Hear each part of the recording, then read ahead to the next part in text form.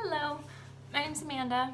My blog is basically going to be about my travel experience from LAX in California to Florence, Italy.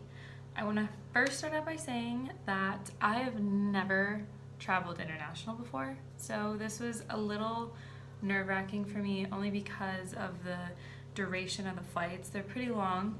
The first one into Switzerland was a little over 10 hours. And I don't sleep on planes, like, at all. It was really hard. I was gonna take sleeping medicine, but then I read a ton of stuff with, like, side effects, so I didn't do that. So I got maybe 2 hours of sleep, maybe.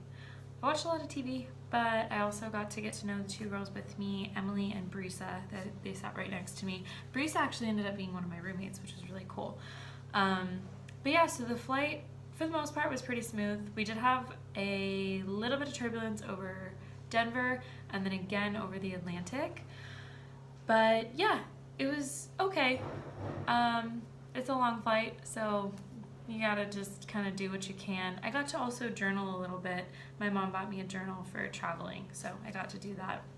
And then when we landed in Switzerland, everything's labeled pretty easily to read for foreigners, so we didn't have a problem finding where we needed to go. The only thing that was kind of a bummer was they don't give you your gate number until I think it was 30 or 45 minutes before your flight. So we had to wait for the gate number and then made our way over to the right gate.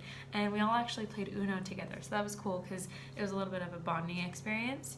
And then from Switzerland to Florence was a very short flight. I missed the Swiss Alps. I fell asleep for like 10 minutes on the flight and I missed the Swiss Alps. But I got to see a photo. So on the way home, I gotta make sure that I see it for myself. One thing that sucked for me personally, I had very bad jet lag for 4 or 5 days after we landed. And I think it's just because I've never traveled like that before. Nothing was settling with my stomach. I couldn't sleep. I was really cranky. So that sucked for me personally. But once we were in Florence, the process was really smooth. AAFS was waiting for us. We all got our luggage. We then were assigned our roommates in our apartments, and we were off.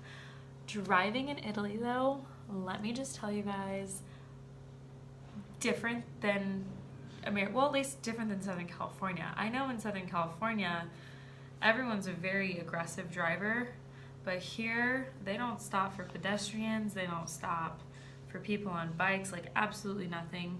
There was actually our taxi driver, there was a mom and a kid literally in the middle of the street, and I felt like she sped up. So it was just a little bit of a culture shock for me personally. But yeah, the flight wasn't as bad as what I was thinking it was gonna be. The turbulence that we had sucked, but again, it's a long flight. There's not a whole lot you can do about it. Swiss airline was amazing though. We flew with the school, they picked Swiss, and they were a really good airline. My pro tip for anyone studying abroad is to reach out to the people that you're also going to be studying abroad with. Professor Fellow sent us an email in February or March, and I originally sent an email out to see if anyone wanted to fly together. I ended up obviously picking the school, but meeting those people and starting dialogue with them helped tremendously.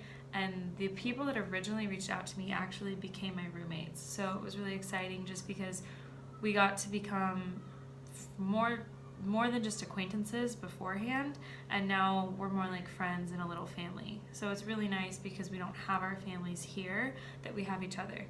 But yeah, below I'm gonna post photos and more blogs and videos of everything I'm doing in Florence, so I hope you guys enjoy it. Thanks for watching.